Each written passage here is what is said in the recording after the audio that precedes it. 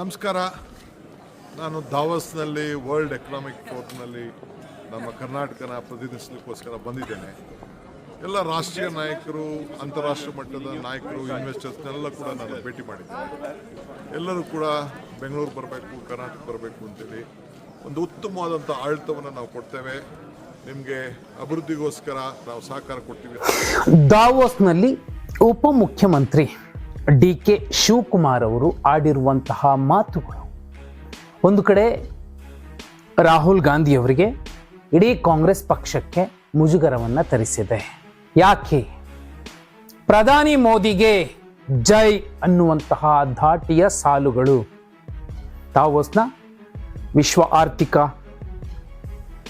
ಸಭೆ ಏನಿದೆ ಅಲ್ಲಿ ಆಡಿರುವಂತಹ ಮಾತುಗಳು. ವೇದಿಕೆಯಲ್ಲಿ ಅವರು ಹೇಳಿದ್ದಿಷ್ಟೇ, ಭಾರತ ಪ್ರಧಾನಿ ಮೋದಿಯವರ ನೇತೃತ್ವದಲ್ಲಿ ತುಂಬ ವೇಗವಾಗಿ ಬೆಳೀತಿದೆ, ನಮ್ಮ ಅರ್ಥವ್ಯವಸ್ಥೆ ತುಂಬ ಚೆನ್ನಾಗಿದೆ, ನೀವು ಅಲ್ಲಿಗೆ ಭಾರತಕ್ಕೆ ಬರಬೇಕು, ಕರ್ನಾಟಕಕ್ಕೆ ಬರಬೇಕು, ಬೆಂಗಳೂರಿಗೆ ಬರಬೇಕು ಅನ್ನುವಂತಹ ಮಾತುಗಳು ಒಂದು ಕಡೆ. ಆದರೆ ಆ ನಂತರದಲ್ಲಿ ಏನಾಯಿತು ಅದು ಇಂಪಾರ್ಟೆಂಟ್. ಡಿ.ಕೆ. ಶಿವಕುಮಾರ್ ಅವರ ಬಣ, ಅವರನ್ನು ತುಂಬ ಸೂಕ್ಷ್ಮವಾಗಿ ನೋಡುವಂತಹ ಪತ್ರಕರ್ತರು, ಡಿ.ಕೆ. ಶಿವಕುಮಾರ್ ಅವರು ಬೆಂಗಳೂರನ್ನು ಕಟ್ಟಿ ಇನ್ನೂ ಅಚ್ಚುಕಟ್ಟಾಗಿ ಇಡೀ ದೇಶದ ಆರ್ಥಿಕತೆಯ ರಾಜಧಾನಿಯಾಗಿ ಬೆಂಗಳೂರನ್ನು ರೂಪಿಸಬೇಕು ಅನ್ನುವಂತಹ ದೊಡ್ಡ ಹೆಬ್ಬಯಕೆಯನ್ನು ಹೊಂದಿದ್ದಾರೆ. ಆ ಮೂಲಕ ರಾಷ್ಟ್ರ ರಾಜಕಾರಣಕ್ಕೆ ಅವರು ಹೋಗ್ತಾರೆ ಅನ್ನುವಂಥದ್ದು ಮಾತಾಡ್ತಿರುವಂಥದ್ದು ಮತ್ತು ಹಲವು ಬರಹಗಳಲ್ಲಿ ಉಲ್ಲೇಖಗೊಂಡಿರುವಂತಹ ಡಿ.ಕೆ. ಶಿವಕುಮಾರ್ ಅವರನ್ನು ತುಂಬ ಮೆಚ್ಚುವಂತಹ ಒಂದಷ್ಟು ಪತ್ರಕರ್ತರ ಲೆಕ್ಕ ಒಂದು ಕಡೆ. ಆದರೆ ದಾವೋಸ್ನಲ್ಲಿ ಮಹತ್ವದ ಒಂದು ಮಾತುಕತೆ ಭೇಟಿ ಆಗಿರುವಂಥದ್ದು. ಅಲ್ಲಿ ಕೇವಲ ಕಾಂಗ್ರೆಸ್ನ ಕೆಲ ನಾಯಕರು ಅಥವಾ ಮೋದಿಯವರನ್ನ ಸೈದ್ಧಾಂತಿಕವಾಗಿ ವಿರೋಧಿಸುವಂಥವರು ಮಾತ್ರ ಹೋಗಿರೋದಿಲ್ಲ. ಎಲ್ಲ ರಾಜ್ಯಗಳೆಲ್ಲ ಮುಖ್ಯಮಂತ್ರಿಗಳು ಕೂಡ ಭಾಗಿಯಾಗಿರ್ತಾರೆ. ಈ ಪೈಕಿ NDA ಕೂಟದ 3 ಮುಖ್ಯಮಂತ್ರಿಗಳ ಜೊತೆಯಲ್ಲಿ ಒಂದು ಮಾತುಕತೆಯನ್ನು ನಡೆಸಿದ್ದಾರೆ. ಯಾಕಂದ್ರೆ 17ನೇ ತಾರೀಕು ಹೋದ್ರು, 25ನೇ ತಾರೀಕು ಅವ್ರು ಬರೋದಿದೆ, ಭಾನುವಾರ ಅಥವಾ ಸೋಮವಾರ ಬರ್ತಾರೆ. ಬಂದ ಮೇಲೆ ಇಲ್ಲಿ ಡಿ.ಕೆ. ಸುರೇಶ್ ಅವರು ಒಂದು ಮಹತ್ವದ ಮಾತುಕತೆಯನ್ನ ಮಾಡಿ ಮುಗಿಸಿರುವ ಸಂದರ್ಭದಲ್ಲೇ ಕಾಯೋದಕ್ಕೆ ರೆಡಿ ಇಲ್ಲ, ತಾಳ್ಮೆಯ ಕಟ್ಟೆ ಹೊಡೆದಿದೆ, ತಾಳ್ಮೆಗೂ ಕೂಡ ಒಂದು ಮಿತಿ ಇದೆ ಅನ್ನೋದನ್ನ ಡಿ.ಕೆ. ಸುರೇಶ್ ಅವರು ಹೇಳಿದ್ರು. ವಿಶೇಷ ಅಂದ್ರೆ ದಾವೋಸ್ನ ಸಭೆಯಲ್ಲೂ ಆ ವೇದಿಕೆಯಲ್ಲೂ ಕೂಡ, ಯಾಕಂದ್ರೆ ಅದಾದ ಮೇಲೆ NDTV ಮತ್ತೆ ಇಂಡಿಯಾ ಟುಡೇಗೆ ರಾಹುಲ್ ಕುನ್ವಾಲ್ ಮತ್ತೆ ರಾಜೀವ್ ಸರ್ದೇಸಾಯಿ ಅವ್ರ ಜೊತೆಲಿ ಚಿಟ್ಚಾಟ್ ಮಾಡೋ ಸಂದರ್ಭದಲ್ಲಿ ಖುದ್ದು ಡಿ.ಕೆ. ಶಿವಕುಮಾರ್ ಅವರು ಹೇಳ್ತಾರೆ, ನನ್ನ ನಾಯಕತ್ವದ ಬಗ್ಗೆ ನನಗೆ ವಿಶ್ವಾಸ ಇದೆ, ಸಿದ್ದರಾಮಯ್ಯ ಅವರು ಒಂದು ನಿರ್ಧಾರಕ್ಕೆ ಬರ್ತಾರೆ, ನಾನು ಮುಖ್ಯಮಂತ್ರಿ ಆಗೇ ಆಗ್ತೀನಿ ಅನ್ನೋ ಧಾಟಿಯಲ್ಲಿ ಮಾತಾಡಿದ್ದಾರೆ. ಅರೆ ಕಾಂಗ್ರೆಸ್ ಹೈಕಮಾಂಡ್ಗೆ ಈ ಕಡೆ ಡಿ.ಕೆ. ಶಿವಕುಮಾರ್ ಅವರು ಮೋದಿ ಅವರನ್ನ ಹಾಡಿ ಹೊಗಳ್ತಿದ್ರೆ ಯಾವುದೋ ಬೇರೆ ಮೆಸೇಜ್ ಕೊಡ್ತಿರುವಂತಹ ಸಂದರ್ಭದಲ್ಲಿ ಇಲ್ಲಿ ಭಾರತದಲ್ಲಿ ರಾಹುಲ್ ಗಾಂಧಿ ಅವರು ಮತ್ತೆ ಅರ್ಥವ್ಯವಸ್ಥೆಯನ್ನು ಹಾಳು ಮಾಡಿದ್ದೆ ಮೋದಿ ಅನ್ನೋ ಧಾಟಿಯಲ್ಲಿ ಮಾತಾಡ್ತಿರೋ ಸಂದರ್ಭದಲ್ಲಿ ಏನೋ ವ್ಯತ್ಯಾಸಗಳಾಗ್ತಿದ್ಯಾ? ಕಾರಣ ಇಷ್ಟೇ, ಕಾದಿದ್ದಾರೆ ಮುಖ್ಯಮಂತ್ರಿ ಗಾದಿ ಸಿಗತ್ತೆ ಅಂತ. ಸಿದ್ದರಾಮಯ್ಯ ಅವರು ದೇವರಾಜ ಅರಸು ಅವರ ದಾಖಲೆ ಮುರಿದು ಕೂಡಲೇ ಕೊಡ್ತಾರೆ ಅನ್ನುವಂತಹ ನಿರೀಕ್ಷೆಯಲ್ಲಿದ್ರು. ಆದರೆ ಅಹಿಂದ ನಾಯಕರು, ಅಹಿಂದ ವರ್ಗ ಯಾವುದೇ ಕಾರಣಕ್ಕೂ ಆ ಜಾಗಕ್ಕೆ ಮತ್ತೊಬ್ರು ಬಂದು ಕೂರಬಾರ್ದು, ಒಂದು ವೇಳೆ ಕೂತ್ರು ಕೂಡ ಅದು ದಲಿತರಾಗಿರ್ಬೇಕು, ದಲಿತ ಮುಖ್ಯಮಂತ್ರಿಗೆ ಬೆಂಬಲಿಸೋಣ ಅನ್ನುವ ನಿಟ್ಟಿನಲ್ಲಿ ಸುಮಾರು 80 ಶಾಸಕರು ನಿಂತಿರೋ ಸಂದರ್ಭದಲ್ಲಿ ಶಾಸಕರ ಬಲ ಬೆಂಬಲ ಡಿ.ಕೆ. ಶಿವಕುಮಾರ್ ಅವ್ರಿಗಿಲ್ಲ. 21, 30, 40 ಶಾಸಕರು ಹೈಯೆಸ್ಟ್ ಬಂದು ನಿಲ್ತಾರೆ. ಆದಾಗ್ಯೂ ನನ್ನ ಶ್ರಮಕ್ಕೆ, ಬೆವರಿಗೆ ಪ್ರತಿಫಲ ಬೇಕು ಅಂತ ಕೇಳ್ತಿರುವಂತಹ ಡಿ.ಕೆ. ಶಿವಕುಮಾರ್ ಅವರು ಮತ್ತು ಅವರ ಸಹೋದರ ಡಿ.ಕೆ. ಸುರೇಶ್ ಈ ಎರಡೂ ಕಡೆ ಒಂದು ಮಹತ್ವದ ಪ್ಲಾನ್ಗಳನ್ನು ಮಾಡಿಕೊಂಡಿರುವಂಥದ್ದು. ಬೆಂಗಳೂರಿನ ಔಟ್ಸ್ಕರ್ಟ್ಸ್ ಅಲ್ಲಿ, ಅದರಲ್ಲೂ ಬೆಂಗಳೂರು ಗ್ರಾಮಾಂತರದ ವ್ಯಾಪ್ತಿಯ 1-2 ರೆಸಾರ್ಟ್ಗಳಲ್ಲಿ ಗುಪ್ತವಾಗಿ ಒಂದು ರೆಸಾರ್ಟ್ ರಾಜಕಾರಣ ಶುರು ಮಾಡಿರುವಂಥದ್ದು. ಅದರಲ್ಲೂ ಮುಖ್ಯವಾಗಿ ಉತ್ತರ ಕರ್ನಾಟಕದ ಒಂದಷ್ಟು ಶಾಸಕರಿಗೆ ನೊಣವಿನಕೆರೆ ಅಜ್ಜಯ್ಯನವರ ಪ್ರಸಾದವನ್ನು ಕೊಟ್ಟಿರುವಂಥದ್ದು ಕೂಡ ಇಲ್ಲಿ ಚರ್ಚೆಗೆ ಗ್ರಾಸವಾಗಿದೆ. ಇಂತಹ ಸಂದರ್ಭದಲ್ಲಿ ಡಿ.ಕೆ. ಶಿವಕುಮಾರ್ ಅವರು ದಾವೋಸಲ್ಲಿ ಮಹತ್ವದ ಒಂದು ಮೀಟಿಂಗ್ ಮಾಡಿರುವಂಥದ್ದು. ಯಾರ್ಯಾರ ಜೊತೆಯಲ್ಲಿ?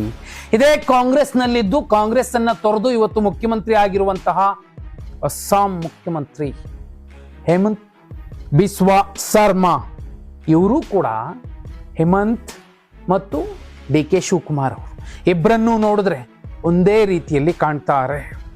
ಅವರು ಕಾಂಗ್ರೆಸ್ನಲ್ಲಿದ್ದಾಗ ನಮಸ್ತೆ ಸದಾವತ್ಸಲೆ ಮಾತೃಭೂಮಿ ಅಂತ ಹೇಳ್ತಾರೆ. ಅವರು ಕೂಡ ನನ್ನ ನಾಯಕತ್ವಕ್ಕೆ ಬೆಲೆ ಸಿಗುತ್ತೆ, ನಾನು ಮುಖ್ಯಮಂತ್ರಿ ಆಗ್ತೀನಿ ಅಂತ ಕಾಯ್ತಿದ್ರು. ಕಾಂಗ್ರೆಸ್ ಹೈಕಮಾಂಡ್ ಒಂದು ಹಂತಕ್ಕೆ ಕಡೆಗಣಿಸಿತ್ತು. ಅವರು ಕಾಂಗ್ರೆಸ್ ತೊರೆದ್ರು, ಬಿಜೆಪಿಯಲ್ಲಿ ಮುಖ್ಯಮಂತ್ರಿ ಆದರು. ಬಹು ಬೇಗ ಮುಖ್ಯಮಂತ್ರಿಯ ಗಾದಿಗೆ ಇರಿದ್ರು. ಅದೇ ರೀತಿಯಲ್ಲಿ ಮಧ್ಯಪ್ರದೇಶದಲ್ಲಿ ಮತ್ತೊಬ್ಬ ನಾಯಕ ಈಗ ನೋಡಿ, ಬಿಜೆಪಿ ಕೇರಳ, ತಮಿಳುನಾಡು, ಪಶ್ಚಿಮ ಬಂಗಾಳ, ಅಸ್ಸಾಂ ಚುನಾವಣೆಗಳಿಗೆ ಸಜ್ಜಾಗಿ ನಿಂತಿರೋ ಸಂದರ್ಭದಲ್ಲಿ ಈ ದಾವೋಸ್ ಭೇಟಿ ಬೇರೆ ಲೆಕ್ಕಾಚಾರಗಳನ್ನು ಕೊಡ್ತಿದೆ. ಕಾರಣ ಇಷ್ಟೇ ನೋಡಿ, ವಿನೋದ್ ತಾವ್ಡೆ ಅವರನ್ನ ಕೇರಳದ ಇನ್ಚಾರ್ಜ್ ಆಗಿ ಬಿಜೆಪಿ ಮಾಡಿದೆ. ಅವರು ಹೇಳಿ ಕೇಳಿ ದೇವೇಂದ್ರ ಫಡ್ನವೀಸ್ಗೆ ಅತ್ಯಾಪ್ತರು. ಇನ್ನು ತಮಿಳುನಾಡಿಗೆ ಪಿಯೂಷ್ ಗೋಯಲ್ ಅವರನ್ನ, ಪಶ್ಚಿಮ ಬಂಗಾಳಕ್ಕೆ ಭೂಪೇಂದ್ರ ಯಾದವ್ ಅವರನ್ನ ಇನ್ಚಾರ್ಜ್ ಆಗಿ ಮಾಡಿರೋ ಸಂದರ್ಭದಲ್ಲಿ ಈ ಭೇಟಿ ಬೇರೆ ಮೆಸೇಜ್ ಅನ್ನ ಕೊಡ್ತಿದೆ. ಯಾಕಂದ್ರೆ ಹೇಮಂತ್ ಬಿಸ್ವಾ ಸರ್ಮಾ ಹಾಗೂ ದೇವೇಂದ್ರ ಫಡ್ನವೀಸ್ ಹಾಗೂ ನೆರೆಯ ಆಂಧ್ರ ಪ್ರದೇಶದ ಮುಖ್ಯಮಂತ್ರಿ ಚಂದ್ರಬಾಬು ನಾಯ್ಡು ಅವರ ಜೊತೆಯಲ್ಲಿ ಮಾತುಕತೆ ನಡೆಸಿರುವಂಥದ್ದು ಗುಪ್ತ್ ಚರ್ಚೆ. ಈಗ ಏನೋ ಆಗಬಹುದು, ರಾಜಕಾರಣದಲ್ಲಿ ಕ್ಷಿಪ್ರಕ್ರಾಂತಿ ಆಗಬಹುದು ಅನ್ನುವಂತಹ ಏನೊಂದು ಸಂಶಯ ಇದೆ. ಅದಕ್ಕೆ ಪೂರಕವಾದ ಒಂದಷ್ಟು ಚರ್ಚೆಗಳು, ವಿದ್ಯಮಾನಗಳು ನಡೀತಿರುವಂಥದ್ದು. ಇವೆಲ್ಲವನ್ನ ನೋಡಿದ್ರೆ 25ರ ನಂತರ ಬಜೆಟ್ ಮಂಡನೆ ಆದಮೇಲೆ ಡಿ ಕೆ ಶಿವಕುಮಾರ್ ಅವರ ಬಣ ಸುಮ್ಮನೆ ಕೂರೋದಿಲ್ಲ, ಏನಾದರೂ ಮಾಡಬಹುದು. ಅದಕ್ಕೆ ಬೇರೆ ಬೇರೆ ರಾಜ್ಯಗಳ ಮುಖ್ಯಮಂತ್ರಿಗಳ ಬೆಂಬಲವೂ ಕೂಡ ಸಿಗುತ್ತಿದೆ.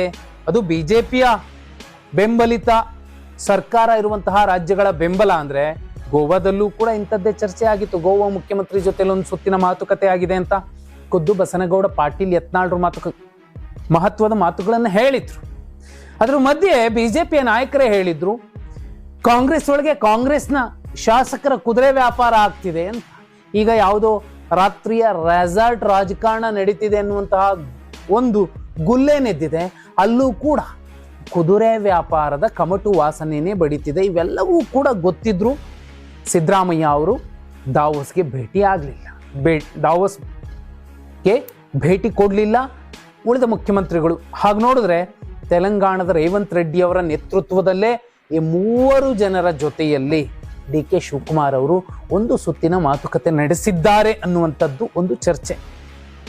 ಯಾಕಂದ್ರೆ ಎಲ್ಲ ಮುಖ್ಯಮಂತ್ರಿಗಳು, ಬಹುಪಾಲು ಉಪಮುಖ್ಯಮಂತ್ರಿಗಳು ಎಲ್ಲ ಕಡೆಯಿಂದ ಹೋಗಿಲ್ಲ, ದಾವೋಸ್ನಲ್ಲಿ ಕಾಣಿಸ್ಕೊಂಡ್ರು.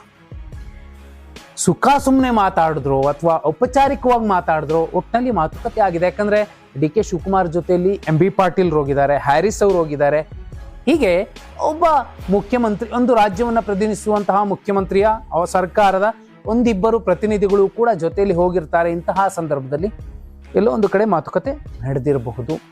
ಆ ಮಾತುಕತೆ ಈಗ ಕುರ್ಚಿ ಕದನದ ಸಂದರ್ಭದಲ್ಲೇ ಆ ಮಾತುಕತೆ ನಡೆದಿರೋದನ್ನ ನೋಡಿದ್ರೆ ಅದನ್ನ ಪಿಯರ್ ಸ್ಟಂಟ್ ಅನ್ಬಹುದು, ಅಥವಾ ಇಲ್ಲ ಕ್ಷಿಪ್ರಕ್ರಾಂತಿಗೆ ಒಂದು ವೇದಿಕೆ ಸಜ್ಜುಗೊಳಿಸ್ತಿದ್ದಾರೆ, ತಾಳ್ಮೆಯ ಕಟ್ಟೆ ಹೊಡೆದಿದೆ, ಸಂಯಮದ ಎಲ್ಲೆ ಮೀರಿದೆ. ಈಗ ಡಿ ಕೆ ಶಿವಕುಮಾರ್ ಅವರು ಮತ್ತು ಅವರ ಬಣ ಏನೋ ಮಾಡಬಹುದು ಅನ್ನೋ ಅನುಮಾನಗಳಿಗೆ ಪೂರಕವಾಗಿಯೇ ರಾಜ್ಯದಲ್ಲೂ ಕೂಡ ಅವರ ಟೀಮ್ ಒಂದು ಮಹತ್ವದ ಮೀಟಿಂಗ್ ಮಾಡೋದಕ್ಕೆ ಪ್ಲಾನ್ ಮಾಡಿತ್ತು. ಮಾಡಬೇಡಿ ಅಂತ ಹೇಳೋಗಿದ್ರು. ಆದ್ರೂ ನಡು ರಾತ್ರಿಯಲ್ಲಿ ಆ ಮೀಟಿಂಗ್ ಕೂಡ ಮುಗಿದಿರೋ ಸಂದರ್ಭದಲ್ಲಿ ಒಂದಂತೂ ಪಕ್ಕ, ದಾವೋಸ್ನಿಂದ ಬಂದ ಮೇಲೆ ಡಿ ಕೆ ಶಿವಕುಮಾರ್ ಅವರು ಸುಮ್ಮನೆ ಕೂರೋದಿಲ್ಲ. ಹೈಕಮಾಂಡ್ಗೂ ಕೂಡ ಖಡಕ್ ಮೆಸೇಜ್ ಕೊಡ್ತಾರೆ.